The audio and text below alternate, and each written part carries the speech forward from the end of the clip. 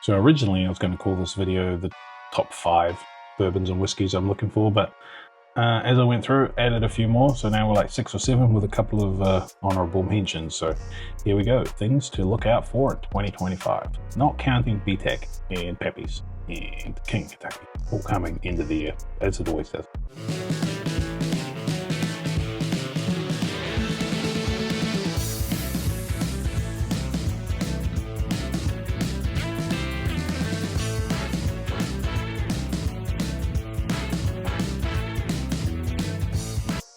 So number 1, without any doubt for me, is Jack Daniel's 14. This should be getting close to being released. It was about February when the 12 and the 10 was released last year. So we're getting pretty close. We're seeing some photos on the bottling line. Now the 14 does seem to be cask strength, and 126.3 proof is on this photo here. So that's a pretty high proof. I'm really excited about this one. 14 years. You know, the Coy Hill that came out, some of the ones that I got were below this in proof, and they were running about 11 years. Now, in Coy Hill, I don't know what warehouse this was or is. So, I don't know, the 12 was great. The 10s have been good. The 12s have been even better most years. So I'm really looking forward to seeing what Jack Daniels can do with 14 years. Could be a completely different profile. This could be a completely different beast. So. And then, yeah, maybe older stuff to come after this, but this is probably my biggest thing to look out for this year.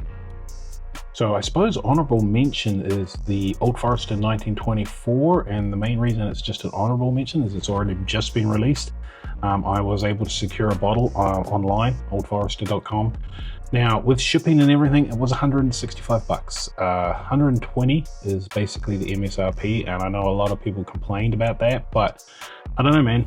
120 bucks for a yearly released from bourbon from one of the big distilleries, 10 years old.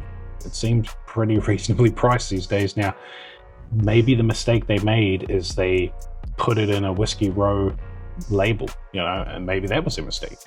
Imagine if they called it King of Kentucky Jr. and no one would complain at 120 bucks, and that's sort of what it is. 10-year-old, same mash bill, 100 proof.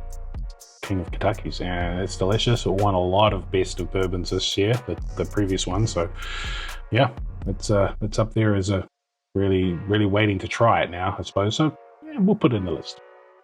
Old Forester 1924. So in February, American Light Whiskey from Penelope, 17 years American Light Whiskey. So I'm a big fan of American Light Whiskey. Their previous one, I think, was 15 and 13 years. I've got the 15 one, fantastic. Tried some 17 year from Barrel King, amazing. So this is Penelope, who is owned by MGP, so it should be the top stuff, right? To be determined, but regardless, I'm sure it'll be great.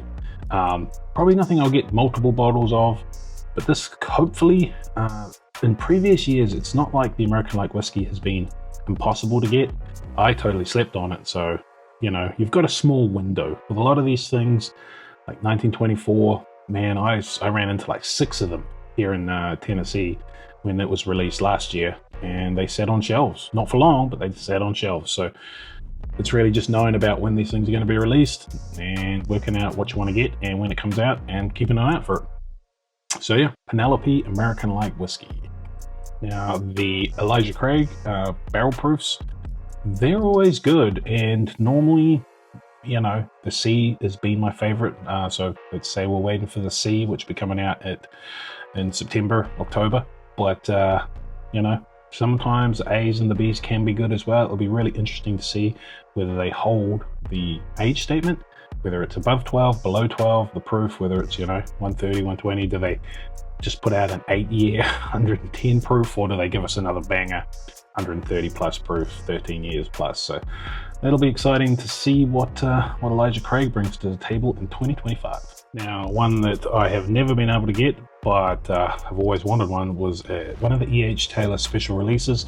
This year it is going to be E.H. Taylor Distillers Council.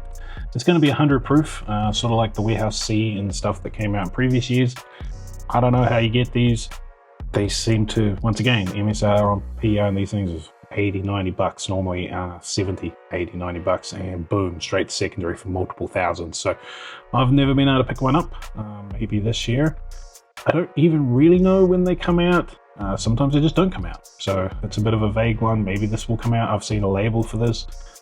Be great to get it and try it. So yeah, E.H. Taylor Distillers Council special release for 2025 maybe. So another one, big one, could be good. We'll have to see, is the Heaven Hill Heritage Collection 19-year-old wheat whiskey. So this is a relatively barely wheat whiskey, 51% wheat, 37% corn, 12% malted barley. So it's not like the Penelope 95 wheat, but yeah, could be good, could be good, probably great. But it's going to be another one that's hard to get. Probably have to line up at the distillery, probably when the weather is better, so that'd be nice than doing it right now.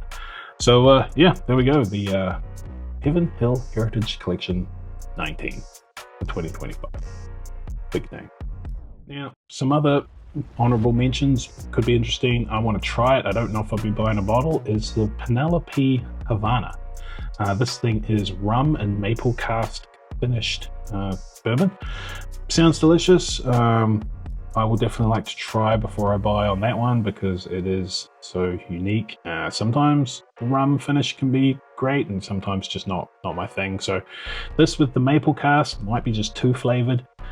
Maybe like the Rio was just too much for me, so definitely try before I buy on that one, but interesting to see what it tastes like. Along with the Jack 14, of course, there's Jack 10 and 12 coming out this year.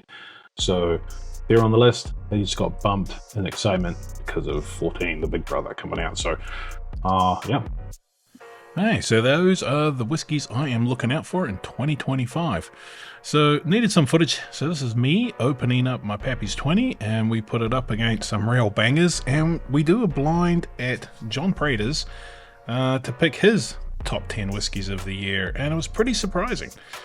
First of all, 3 absolutely amazing pours there that we all heavily enjoyed.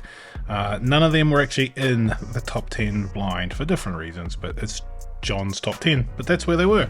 Limestone Farms, Buckner's 17, Russell Reserve C and B, Russell Reserve 15, Heaven Hill 18, a 12-year President's Choice, the latest E.H. Taylor Barrel Proof, the the George T. Stagg, the new one, Coy Hill, and the Father's Day Four Roses. Now, I didn't have the Father's Day Four Roses in mine, but as you can see, compared to mine, like Russell's 15 well down there, and Heaven Hill 18 well up there. Now, blinds are weird, man, but one thing with the Russell's 15, it was the first drink that we took in that order, and even though we went forward and back, it's sort of the first drink always sets your scoring. So sometimes it can be really just hampered by that. And then the Heaven Hill 18, mine was from a sample bottle from my bottle in Oregon. So maybe when I washed the bottle, got a bit of water in there, just diluted it down. Don't know, but and maybe our palates are just all garbage. But apart from those two outliers, the results are pretty similar. Honestly, I think if I could swap the 15 and Heaven Hill 18 around, I'd be pretty happy with that blind as well too. So anyway, yeah, blinds are good and they're interesting and fun, especially when they're that caliber of whiskey. So thanks for watching all the way through, guys. Hope you guys get the bottles that you're looking for. Let me know in the comments anything that you're looking for this year, and good luck.